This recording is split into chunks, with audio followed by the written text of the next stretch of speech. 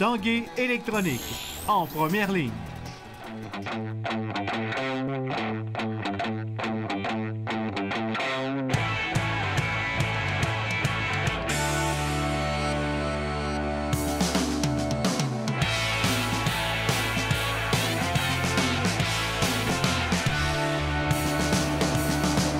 Salut, ici Jonathan Fournier et bienvenue à l'Esprit sportif. Aujourd'hui à l'émission, on vous parle de hockey Midget 3A. Les séries éliminatoires débutent cette semaine. On parle également des Capitales de Québec qui nous ont annoncé aujourd'hui en conférence de presse quelques changements dans leur organisation. Ça fait du bien de parler de baseball en cette journée de février assez froide. Tout d'abord, parlons d'une compétition de natation d'envergure qui s'amène ici même au PEPS de l'Université Laval en fin de semaine. Les championnats canadiens SIC, la crème de la natation universitaire canadienne, s'amène ici ce week-end, principalement ici même, au Centre aquatique des Jardins de l'Université Laval, ce bassin de 25 mètres qui se transforme aisément en bassin de 50 mètres. Les compétitions débutent vendredi matin. Tous les détails dans notre reportage.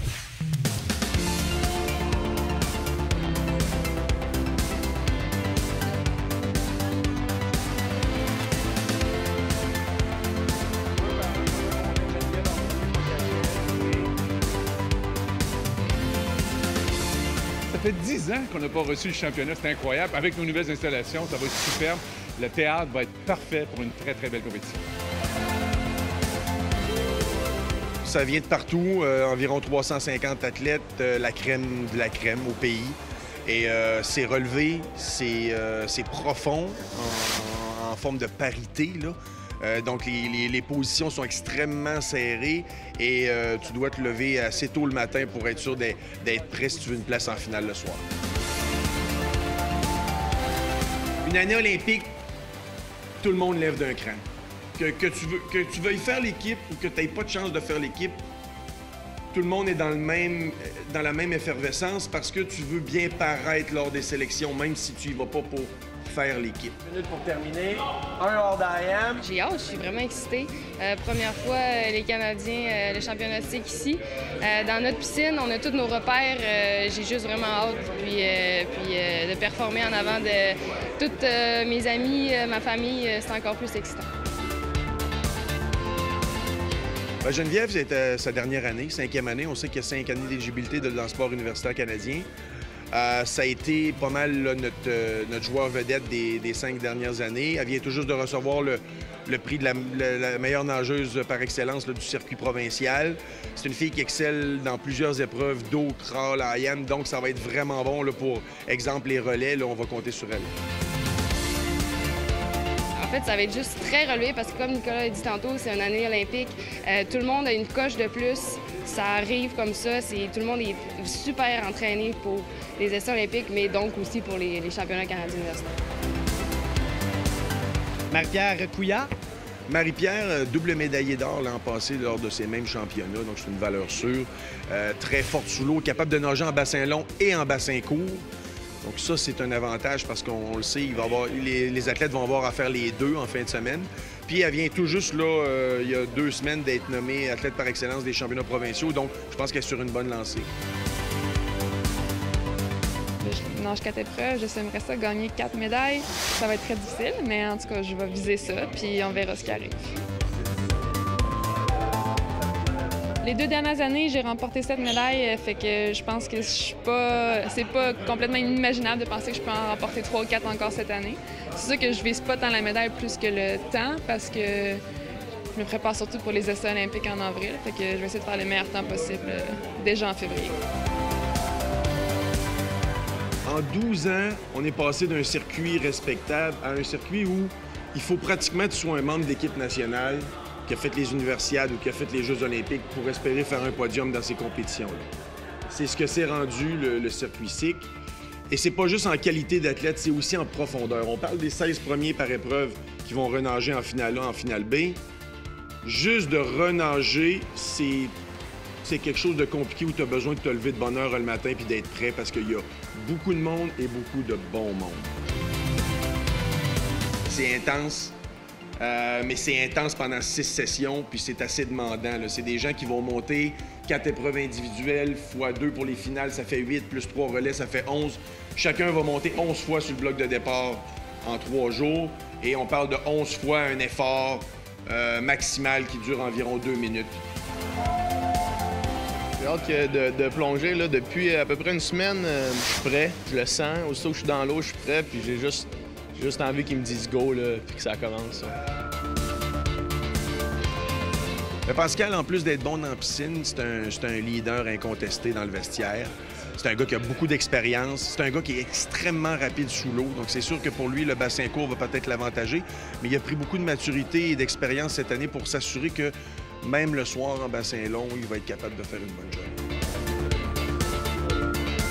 J'ai eu une grosse saison au niveau provincial, mais ça ne voudra rien dire si je ne monte pas sur le podium ici au championnat canadien. Dans le fond, ça ne m'est jamais arrivé encore une médaille individuelle.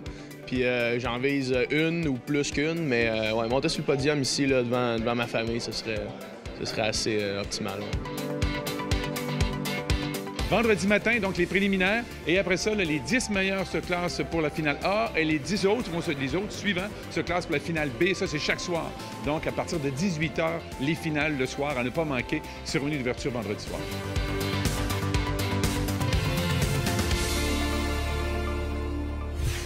On va souhaiter bon succès au club de natation du Rouge et Or de l'Université Laval au championnat canadien, ici même en fin de semaine. Après la pause à l'Esprit sportif, les Commandeurs de Lévis.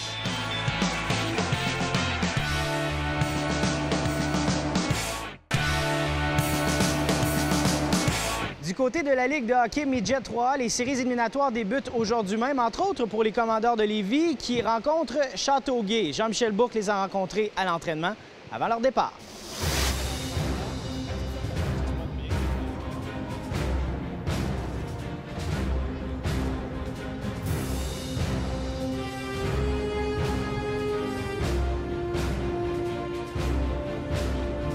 Mathieu Turcotte, entraîneur-chef des Commandeurs de Lévis Midget 3A. On approche donc de la date fatidique début des séries de fin de saison. Dans votre cas, ça a peut-être été un peu plus difficile cette année, mais là, c'est la chance de se reprendre justement avec les séries. Oui, pour nous, en fait, depuis 2016, on joue du très bon hockey. On avait un alignement relativement complet avec notre capitaine qui était avec nous tout le long. On a joué au-dessus de 500 dans cette période-là. Donc, pour nous, 2016, c'est une bonne saison. Nos jeunes de 15 ans, ils ont beaucoup progressé. Puis on est très contents de notre progression en 2016. Donc, pour nous, ça va être de continuer ça en série. Justement, le début de saison, peut-être, ça a été un peu plus difficile en raison de l'an dernier. On avait une bonne équipe. Cette année, il y avait peut-être moins de joueurs qui avaient de l'expérience. Oui, en fait, il y avait 4 joueurs qui avaient d'expérience. Donc, aucun gardien, un défenseur avec une demi-saison d'expérience. Donc, pour nous, il n'y a rien qui nous a surpris cette année-là.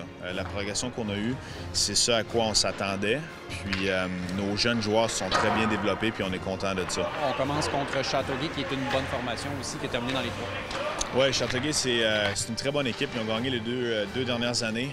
Ils ont reçu, au courant de la saison, là, un gardien de but qui était junior majeur, que lui était le joueur le plus utile dans les séries l'année passée. Donc, pour nous, c'est un bon mandat. C'est un joueur qui a joué junior cette année. Ils ont un très bon capitaine, Bibo. C'est de loin l'équipe la plus talentueuse des séries, là. Donc, c'est certain qu'il n'y a pas grand monde qui nous donne beaucoup de chance dans cette série-là. Pour nous, en fait, c'est un match à la fois. Nos jeunes joueurs, ils savent exactement ce qu'ils ont à faire. On a passé les derniers jours en meeting. Ça va être d'exécuter le plan de match, là, puis de tout donner, là.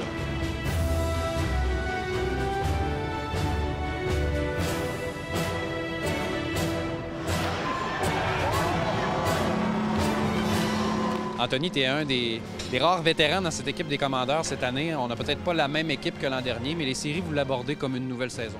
Oui, c'est sûr. Tout peut arriver des séries. On sait qu'il y a une grosse équipe l'autre bord et on sait qu'ils ont des bons joueurs, fait qu'on va travailler très fort. Comment tu le gères justement en tant que vétéran? Ton expérience, ça sert aussi? C'est sûr que j'essaie d'aider les recrues là, parce qu'ils n'ont jamais vécu ça, des séries Midget 3. Moi, je les ai vécues l'an passé. On avait une grosse équipe. Cette année, on a beaucoup de recrues, comme tu l'as mentionné. Fait que c'est sûr qu'il faut vraiment que je les aide. Ben ouais, c'est sûr qu'il va falloir montrer un peu le chemin aux plus jeunes sur la première série. Puis l'année passée, on a connu beaucoup de succès en étant en troisième tour quand même. Fait que ça va être d'apporter ça, apporter l'expérience des séries un peu, comment travailler fort puis faire des sacrifices aux plus jeunes pour aller le plus loin possible. Vous avez des joueurs qui montent, il y en a qui descendent. Il y a cette dualité-là que vous devez vivre en tant qu'entraîneur parce que tu n'as pas toujours les mêmes joueurs souvent. Non, c'est certain. On n'a pas eu un match, nous, en fait, avec notre alignement complet. Donc, on a hâte que ça arrive. Ça va peut-être pas arriver pour le premier match, mais on le souhaite. Puis, ça fait partie de la game, si on veut. Des joueurs qui montent junior majeur, c'est un petit peu ça notre but. Donc, de les développer le plus possible. pour le junior majeur, c'est un bon problème à avoir parce que ça veut dire qu'on développe des joueurs comme il faut. Quelle sorte de préparation vous avez eu dans les derniers jours, les derniers instants avant justement d'aller vers Châteauguay? C'est une analyse de ce que Châteauguay fait bien, de ce que nous on fait bien, puis comment contrer ça, les forces et faiblesses de chaque joueur. Moi, j'ai tenté de préparer les joueurs comme on faisait dans le junior majeur quand j'étais avec Chicoutimi puis Val-d'Or. C'est vraiment des rencontres par rapport aux joueurs adverses, parler des forces et faiblesses au niveau individuel, puis aussi ce qu'ils font au niveau des systèmes, là, ce qu'ils font bien, ce qu'ils font moins bien, puis qu'est-ce qu'on doit exploiter.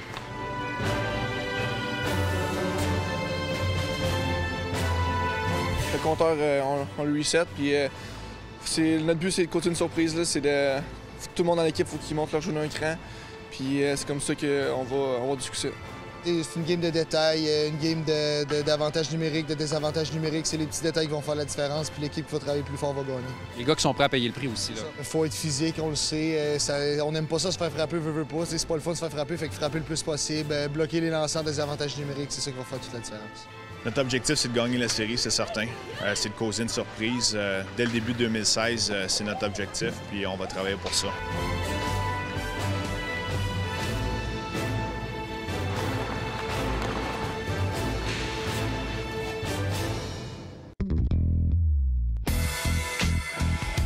Au baseball de la Ligue Can-Am, les Capitales de Québec ont de nouveaux actionnaires qui viendront appuyer le propriétaire majoritaire Jean Tremblay du groupe Verdure, Pierre Tremblay du groupe JD et le chansonnier Bob Bissonnette deviennent copropriétaires à raison de 10 % chacun. L'objectif est d'assurer la rentabilité de l'équipe.